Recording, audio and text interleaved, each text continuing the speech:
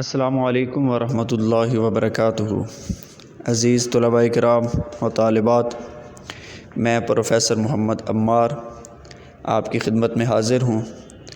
آج ہم سورۃ المنافقون کے بارے میں پڑھیں گے اور تعارف و خصوصیات کے حوالے سے آگہی حاصل کریں گے۔ تو چلیے شروع کرتے ہیں۔ بسم اللہ الرحمن الرحیم۔ سب سے پہلے ہے تعارف۔ تعارف میں 5 چیزیں ہم پڑھیں گے۔ نمبر 1، ترتیب کے اعتبار سے سورۃ المنافقون 63ویں سورت ہے۔ نمبر 2، اس میں 11 آیات ہیں۔ اور نمبر 3، اس میں 2 رکوع ہیں۔ اور نمبر 4، یہ مدنی سورت ہے۔ اور نمبر 5، اس سورت کا نام اس کی پہلی آیت اذا جاءك المنافقون قالوا نشهد انك لرسول اللہ سے ماخوذ ہے۔ اور اس صورت میں منافقین کے کردار اور بری صفات کا تذکرہ ہے۔ اس صورت کا شان نزول یہ ہے کہ نبی آخر الزماں خاتم النبیین صلی اللہ علیہ وآلہ وسلم اور صحابہ کرام رضی اللہ تعالی عنہم ایک غزوہ سے واپس آ رہے تھے، جہاں پر ایک ناخوشگوار واقعہ پیش آیا۔ اس غزوہ کا نام غزوہ مریسہ یا پھر غزوہ بنو مستلق بھی اس کو کہا جاتا ہے۔ مریسہ ایک پانی کے چشمے اور تالاب کا نام تھا، اور اس کے پاس ایک قبیلہ آباد تھا بنو مستلق۔ تو مسلمانوں کا ان کے ساتھ مقابلہ ہوا تھا، اس وجہ سے اس غزوہ کو غزوہ بنو مستلق کہتے ہیں۔ اس غزوہ سے واپس آتے ہوئے ایک ناخوشگوار واقعہ پیش آیا کہ 2 مسلمان آپس میں لڑ پڑے۔ 2 مسلمانوں میں سے ایک مہاجر تھے اور دوسرے انصاری صحابی تھے۔ دونوں کا آپس میں کسی معاملے پر جھگڑا ہوا تو انصاری صحابی نے اپنے انصار صحابہ کو آواز دی اور مہاجر صحابی نے اپنے مہاجرین بھائیوں کو آواز دی۔ نبی علیہ الصلاۃ والسلام کو پتہ چلا تو فوراً وہاں پر پہنچے اور معاملہ رفع دفع کروا دیا۔ اس غزوہ میں عبداللہ بن ابی نے شرارت کی۔ اس غزوہ میں مال غنیمت کی تمام میں بہت سے منافق لوگ بھی جو ہے آپ علیہ الصلاۃ والسلام کے ساتھ شریک ہوئے۔ عبداللہ نے جب دونوں مسلمانوں کی لڑائی کو دیکھا تو اس نے اس موقع کو غنیمت سمجھا اور مسلمانوں میں نا اتفاقی پیدا کرنے اور فتنہ برپا کرنے کی پوری کوشش کی۔ رئیس المنافقین عبداللہ بن ابی نے اپنی مجلس میں، جس میں منافقین جمع تھے، انصار کو مہاجرین کے خلاف بھڑکایا اور کہنے لگا، تم نے ان کو اپنے وطن میں بلا کر اپنے سروں پر مسلط کیا، اپنے اموال اور جائیداد ان کو تقسیم کر کے دے دیے، یہ تمہاری ہی روٹیوں پر پلے ہوئے اب تمہارے ہی مقابلے پر آ گئے ہیں۔ اگر تم نے اب بھی اپنے انجام کو نہ سمجھا تو آگے یہ تمہارا جینا مشکل کر دیں گے، اس لیے تمہیں چاہیے کہ آئندہ ان کی مالی مدد نہ کرو، جس سے یہ خود منتشر ہو جائیں گے۔ اور اب تمہیں چاہیے کہ جب تم مدینہ پہنچ جاؤ تو عزت والا ذلت والوں کو نکال دے۔ اس مجلس میں زید بن ارقم رضی اللہ تعالی عنہ بھی موجود تھے، جن کو ابو جہل نے بچہ سمجھتے ہوئے اگنور کر دیا کہ یہ ابھی کم عمر ہیں، ان کی خیر ہے۔ حضرت زید بن ارقم رضی اللہ تعالی عنہ نے جب اس کی یہ بات سنی تو فوراً بول پڑے کہ اللہ تو ہی ذلیل و خوار ہے۔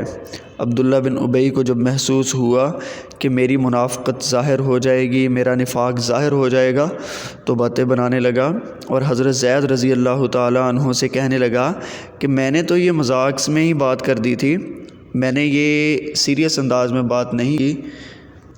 لیکن حضرت زید بن ارقم رضی اللہ تعالی عنہ حضرت صلی اللہ علیہ وسلم کی خدمت میں حاضر ہوئے اور پورا واقعہ سنایا۔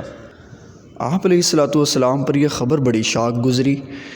زید بن ارقم رضی اللہ تعالیٰ عنہ چونکہ کم عمر صحابی تھے، آپ صلی اللہ علیہ وسلم نے فرمایا اے لڑکے کہیں تم جھوٹ تو نہیں بول رہے ہو؟ زید بن ارقم نے قسم کھا کر کہا کہ میں نے یہ الفاظ خود اپنے کانوں سے سنے ہیں۔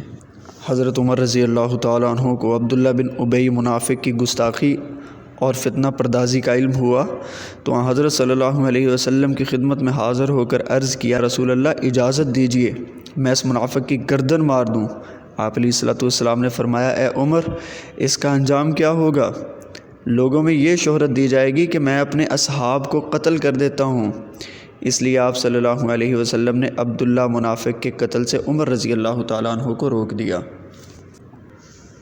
پھر آپ صلی اللہ علیہ وآلہ وسلم نے عبداللہ کو بلایا اور دریافت فرمایا کیا تم نے ایسے کہا ہے؟ تو عبداللہ بن ابی منافق قسم کھا گیا کہ میں نے ایسا نہیں کہا، یہ لڑکا زید بن ارقم جھوٹا ہے، جس کی وجہ سے آپ علیہ الصلوۃ والسلام خاموش ہو گئے اور حضرت زید بن ارقم رضی اللہ تعالیٰ عنہ اپنی رسوائی کے سبب لوگوں سے چھپے رہنے لگے۔ پھر اللہ کی طرف سے آپ علیہ الصلوۃ والسلام پر وحی طاری ہوئی، وحی کی کیفیت طاری ہوئی تو حضرت زید رضی اللہ تعالیٰ عنہ سمجھ گئے کہ میرے بارے میں ضرور کوئی نہ کوئی اللہ کی طرف سے احکام نازل ہوں گے۔ جب آپ صلی اللہ علیہ وسلم کی یہ کیفیت رفع ہوئی تو زید بن ارقم رضی اللہ تعالیٰ عنہ یہ فرماتے ہیں کہ میری سواری چونکہ رسول اللہ صلی اللہ علیہ وسلم کے قریب تھی، آپ علیہ الصلوۃ والسلام نے اپنی سواری ہی پر سے میرا کان پکڑا اور فرمایا یا غلام صدق اللہ حدیثک، کہ اللہ نے تیری بات کو سچ قرار دے دیا ہے۔ اور پھر سورۃ المنافقون پوری کی پوری سورت عبداللہ بن ابی کے بارے میں نازل ہوئی۔ سورۃ المنافقون کی فضیلت کے بارے میں عمل نبوی صلی اللہ علیہ وآلہ وسلم ہے۔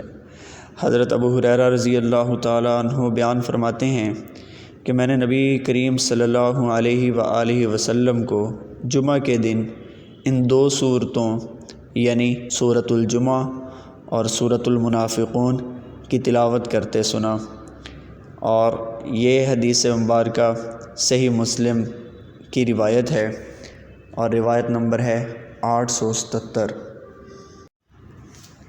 عزیز طلباء و طالبات، سورۃ المنافقون کا مرکزی مضمون 3 چیزیں ہیں۔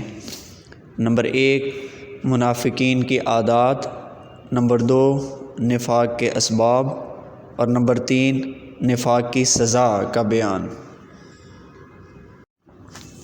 پھر اس کے بعد ہے بنیادی مضامین۔ عزیز طلباء و طالبات، بنیادی مضامین میں منافقین کے کردار کے حوالے سے گفتگو کی گئی ہے اور منافقین کا کردار بیان کرتے ہوئے 5 چیزیں بیان کی گئی ہیں۔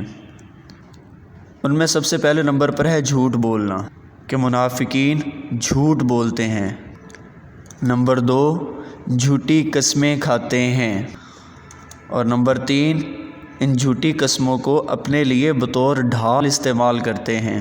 نمبر 4 یہ خود صراط مستقیم سے دور ہوتے ہیں، اور نمبر 5 خود تو ہوتے ہی ہیں دوسروں کو بھی سیدھے راستے سے دور کرتے ہیں۔ ان کے اس کردار کی وجہ ان کا نفاق ہے، ان کی اپنی منافقت ہے۔ جب انہوں نے اسلام قبول کرنے کے بعد کفر اختیار کیا تو اللہ تعالیٰ نے ان کے دلوں پر مہر لگا دی، لہٰذا یہ خوشحال، صاحب حیثیت اور فصیح اللسان ہونے کے باوجود بھی بیکار لکڑیوں کی مانند ہیں۔ ان سے ہوشیار رہنے کی ضرورت ہے۔ منافقین اس دنیا کی بدترین مخلوق ہیں۔ یہ ایسے لوگ ہیں جنہوں نے ہمیشہ سے مسلمانوں کو ہر حال میں نقصان پہنچایا۔ یہ کبھی بھی مسلمانوں کے خیر خواہ نہیں ہو سکتے۔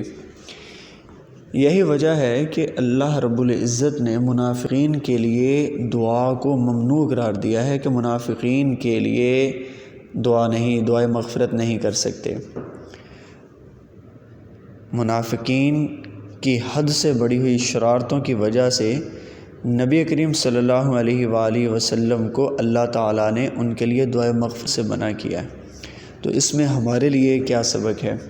ہمارے لیے سبق یہ ہے کہ خود منافقت سے بچیں اور منافق لوگوں سے بچیں، اور پھر ان کے لیے دعائے مغفرت کبھی بھی نہ کریں۔ عزیز طلباء و طالبات، اب ہم سورۃ المنافقون کے اختتام کی طرف بڑھتے ہیں۔